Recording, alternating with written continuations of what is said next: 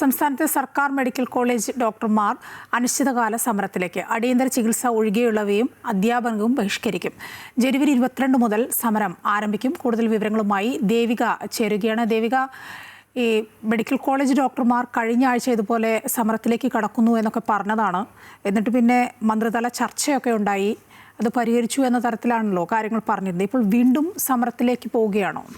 സൂചിപ്പിച്ചതുപോലെ തന്നെ 13-ാം തീയതി മുതൽ ഇത്തരത്തിലൊരു സമരത്തിലേക്ക് കടക്കുമെന്ന കാര്യമാണ് മുൻപ് ഈ KGMCTA പറഞ്ഞിരുന്നത്. എന്നാൽ 12-ാം തീയതി ധനകാര്യ വകുപ്പ് മന്ത്രി, ആരോഗ്യമന്ത്രി തുടങ്ങിയവരുടെ നേതൃത്വത്തിൽ ചർച്ച നടന്നിരുന്നു. പക്ഷെ ആ ഉറപ്പിന്മേലും തൃപ്തിയില്ലാത്തത് കൊണ്ടാണ് വരും ദിവസങ്ങളിൽ ശക്തമായ സമരവുമായി മുന്നോട്ട് പോകാൻ ഡോക്ടർമാർ തീരുമാനിച്ചിരിക്കുന്നത്. സംസ്ഥാന സർക്കാർ ജീവനക്കാർക്ക് ശമ്പള പരിഷ്കരണ കുടിശ്ശിക പൂർണ്ണമായി നൽകിയിട്ടും മെഡിക്കൽ കോളേജ് ഡോക്ടർമാരുടെ ശമ്പള പരിഷ്കരണ കുടിശ്ശിക മാത്രം അന്യായമായി നീട്ടിവെക്കുകയാണെന്ന ആരോപണമാണ് അവർ ഇപ്പോൾ പ്രധാനമായും ഉന്നയിക്കുന്നത്. ഈ ശമ്പള പരിഷ്കരണ ഉത്തരവിലെ അപാകതകൾ പരിഹരിക്കണം, അന്യായമായിട്ടുള്ള പെൻഷൻ സീലിംഗ് കേന്ദ്ര നിരക്കിൽ പരിഷ്കരിക്കണം തുടങ്ങിയ അനവധിയായിട്ടുള്ള ആവശ്യങ്ങൾ ഉന്നയിച്ചുകൊണ്ടാണ് വീണ്ടും ഈ ഡോക്ടർമാർ സമരത്തിലേക്ക് കടക്കുന്നത്. ജനുവരി 22 മുതൽ അനിശ്ചിതകാലത്തേക്കാണ് സമരം. 22-ാം തീയതി മുതൽ ഇവർ അധ്യാപനം ബഹിഷ്കരിക്കും. ജനുവരി 27-ന് സെക്രട്ടേറിയറ്റിന് മുൻപിൽ രാവിലെ 10 മണി മുതൽ വൈകുന്നേരം 6 മണി വരെ ഡോക്ടർമാരുടെ ധർണയുമുണ്ട്. ഫെബ്രുവരി 2-ാം തീയതി അനിശ്ചിതകാല അധ്യാപന ബഹിഷ്കരണത്തോടൊപ്പം അനിശ്ചിതകാലത്തേക്ക് OPയും ബഹിഷ്കരിക്കും.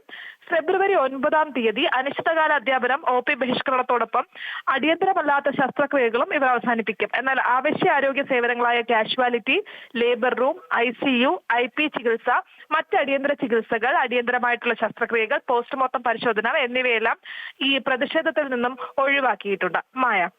ദേവിക, അന്ന് കഴിഞ്ഞ ദിവസം നടന്ന മന്ത്രിതല ചർച്ചയ്ക്ക് ശേഷം ഈ KGMCTA ആളുകളൊക്കെ തന്നെ പറഞ്ഞിരുന്നത്, അവർ പറഞ്ഞ കാര്യങ്ങളൊക്കെ സർക്കാർ വിലക്കെടുത്തു എന്ന നിലയിലാണല്ലോ പറഞ്ഞിരുന്നത്. പിന്നെ ഇപ്പോൾ പെട്ടെന്ന് വീണ്ടും സമരത്തിലേക്ക് കടക്കുമ്പോൾ അതിൻ്റെ പിന്നിൽ എന്താണ്? ഇപ്പോൾ സഭ നടക്കുന്ന ഒരു സമയം കൂടിയാണ്. അപ്പോൾ സെക്രട്ടേറിയറ്റിന് മുന്നിൽ ഒരു സമരം, അങ്ങനെയാവുമ്പോൾ കൂടുതൽ കാര്യങ്ങൾ എളുപ്പത്തിലാവുമെന്ന് കരുതിയായിരിക്കും അല്ലേ? ഈ ശമ്പള പരിഷ്കരണം തന്നെയാണ് അന്നും ഡോക്ടർമാർ പ്രധാനമായും ഉന്നയിച്ചത്.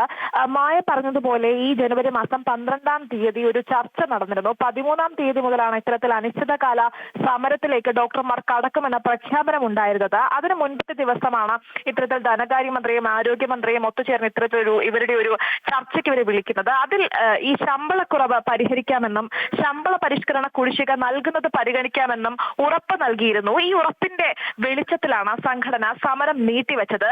അതിനുശേഷം 18-ാം തീയതി സർക്കാർ ഒരു ഉത്തരവിറക്കിയിരുന്നു.